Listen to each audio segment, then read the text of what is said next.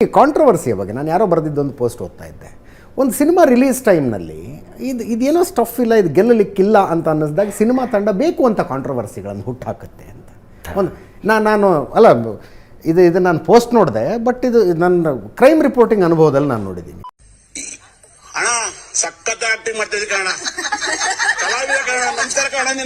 Producer ನಮ್ಮ cinema ಹೀರೋಯಿನ್ದು ಒಂದು ಅರೆಬೆತ್ತಲೆ video ಇದೆ, ಪ್ರಸಾರ ಮಾಡಿ ಅಂತ ತಂದುಕೊಟ್ರು.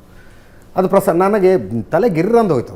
ಲಾಸ್ಟಿಗೆ ಅದು ಸಿನಿಮಾ ಪ್ರೊಡ್ಯೂಸರ್ ಅಲ್ಲ, ಡೈರೆಕ್ಟ್ರು. ಆ ಡೈರೆಕ್ಟರ್ದೇ ಸ್ಟಿಂಗ್ ಆಪ್ರೇಷನ್ ಮಾಡಿದೆ ನಾನು. ಅವ್ನು ನನಗೆ ತಂದು ಕೊಡ್ತಾ ಇರೋದೇ ಸ್ಟಿಂಗ್ ಆಪ್ರೇಷನ್ ಮಾಡಿ ಇವನು ತಂದು ಕೊಡ್ತಾ ಇದ್ದಾನೆ ಅಂತೇಳಿ ನಮ್ಮ ಸ್ಟುಡಿಯೋಯಿಂದ ಓಡೋದಾತ.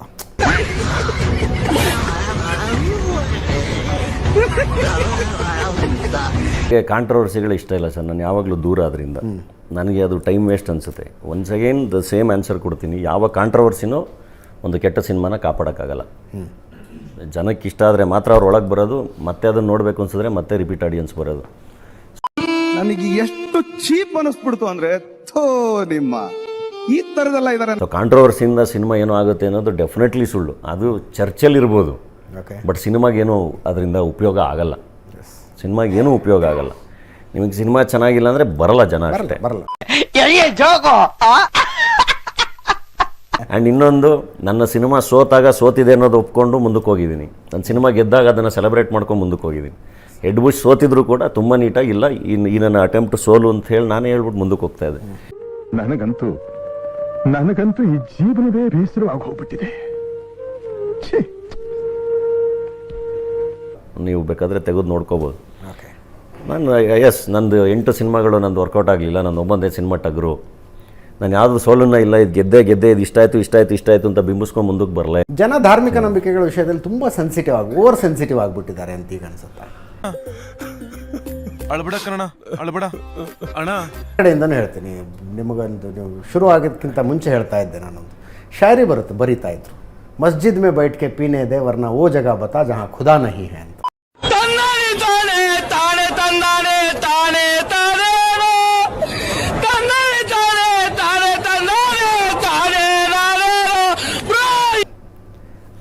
ಅಲ್ಲಿ ಫತ್ವಾಗೆಲ್ಲ ಏನಿಲ್ಲ. ಬಟ್ ಹರಿವಂಶರಾಯ್ ಬಚ್ಚನ್ ಅಂತ ಅಮಿತಾಬ್ ಬಚ್ಚನ್ ತಂದೆ ಬಂದು ಮಧುಶಾಲಾ ಅಂತ ಒಂದು ಅದ್ಭುತವಾದ ಒಂದು ಕವನ ಸಂಕಲನ ಬರೀತಾರೆ.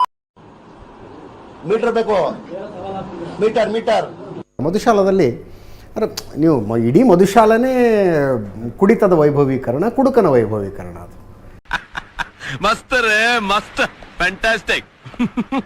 ಯಾರ್ಯಾರು ನನ್ನ ಮಧುಶಾಲೆಗೆ ಬರಬೇಕು ಅಂತ ಹೇಳುವಾಗ ಅವ್ರು ಬರೀತಾರೆ, पंडित मोमिन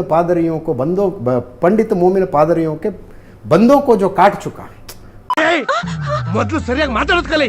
ಪಂಡಿತರು, ಮೌಲ್ವಿಗಳು, ಪಾದ್ರಿಗಳು ಹಾಕಿರುವ ಕೋಳವನ್ನು ಯಾರು ಕಿತ್ಕೊಂಡಿದ್ದಾರೆ, ಮಂದಿರ ಮಸ್ಜಿದ್ ಗಿರಿಜೆ ಸಬ್ಕೋ ತೋಡ್ ಚುಕಾ ಜೋ ಮತ್ವಾಲ ಅಂತ. ಮಂದಿರ, ಮಸೀದಿ, ಚರ್ಚ್ಗಳನ್ನು ಒಡೆದ ಹುಚ್ಚ ನನ್ನ ಬಾರಿಗೆ ಬರಲಿ ಅಂತ ಹೇಳ್ತಾರೆ. ಮೆಣಸಿನಕಾಯಿ ಇಟ್ಕೊಳ್ಳಿ.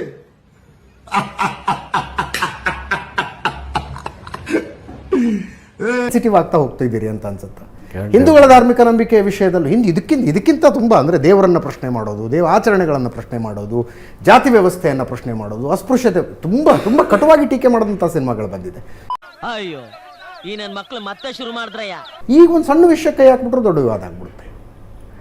ಥಿಂಕ್ ಈಗ ನೀವು ಹೇಳಿದ್ದೆಲ್ಲವೂ ಐ ಥಿಂಕ್ ಅದು ಸ್ಪಿರಿಚುವಲ್ ಲೆವೆಲಲ್ಲಿ ಹೇಳಿದ್ರಿ. ಅಂದರೆ ಅವ್ರು ಹೇಳಿರೋ ಎಲ್ಲ ಲೈನ್ಸ್ಗಳು ಎಲ್ಲ ಐ ಥಿಂಕ್ ಅದನ್ನು ಹಾಗೆ ನೋಡಬೇಕು ಅಂತ. ಏನಾಗುತ್ತೆ ಯಾವಾಗ ಅಂದರೆ ಇದು ಪೀಕಿಗೆ ಹೋಗುತ್ತಲ್ಲ, ಲೈಕ್ ಎಕ್ಸ್ಟ್ರೀಮ್ ಲೆವೆಲಲ್ಲಿ ಹೋಗುತ್ತೆ, ನಮಗೇನೆ ಮೋಸ ಆಗೋದು. ಗಂಡು ನನ್ನ ಮಗನೇ ಕೆರೆ ಕುಂಟೆ ಅಲ್ಲ, ನಿಮ್ಮ ಮನೆ ಹತ್ರಕ್ಕೆ ಬರ್ತೀರಾ. ಅಂದರೆ ದೇವರು, ಧರ್ಮ ಎಲ್ಲವೂ ನಮಗೆ ಸೊಲ್ಯೂಷನ್ ಆಗಬೇಕು. ಧರ್ಮ ಏನು ಹೇಳುತ್ತೆ, ದೇವರು ಏನು ಹೇಳ್ತಾನೆ, ಇವೆಲ್ಲವೂ ಸೊಲ್ಯೂಷನ್ ಆಗಬೇಕು, ಸಮಸ್ಯೆಗಳಾಗಬಾರ್ದು. ಅದ್ರ ಕಡೆಗೆ ಎಲ್ಲ ಧರ್ಮದವರು ಯೋಚನೆ ಮಾಡಬೇಕು. ಲೈಫಲ್ಲಿ ಫಸ್ಟ್ ಇಂಪಾರ್ಟೆಂಟ್ ಇಲ್ಲ, ಸೆಕೆಂಡ್ ಇಂಪಾರ್ಟೆಂಟ್ ಇಲ್ಲ, ಲೈಫಲ್ಲಿ ಥರ್ಡ್ ಇಂಪಾರ್ಟೆಂಟ್. ಏನಾಗುತ್ತೆ, ಅವು ಎಕ್ಸ್ಟ್ರೀಮ್ ಲೆವೆಲ್ಗೆ ಹೋದಾಗ ದೇವರು ಧರ್ಮದ ಹೆಸರಲ್ಲೇ ಮೋಸ ಮಾಡೋರು ಜಾಸ್ತಿ ಆಗ್ತಾ ಹೋಗ್ತಾರೆ. ನಮಗೆ ನಿಜವಾಗಿ ನಮ್ಮನ್ನು ಕಾಯ್ತಿರೋರು ಯಾರು, ಮೋಸ ಮಾಡ್ತಿರೋರು ಯಾರು ಗೊತ್ತಾಗದೇ ಇರೋ ಪರಿಸ್ಥಿತಿಗೆ ಹೋಗ್ಬಿಡ್ತೀವಿ. ಒಂದ್ ಸ್ವಲ್ಪ ಕರುಣೆ ಇರ್ಲಿ. ಇದೆ ಕೈ ಮುಗಿದು ಬೇಡ್ತೀನಿ, ಕರುಣೆ ಇರ್ಲಿ. ಪ್ರೀತಿ ಇದೆ, ಈ ತರ ಪ್ರೀತಿ ಇದೆ, ಕರುಣೆ ಇಲ್ಲ.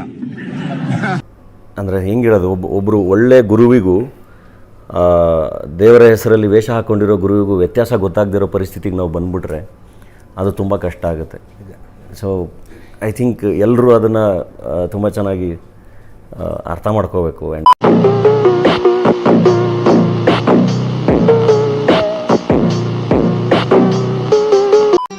ಮತ್ತೆ ಭೇಟಿಯಾಗೋಣ.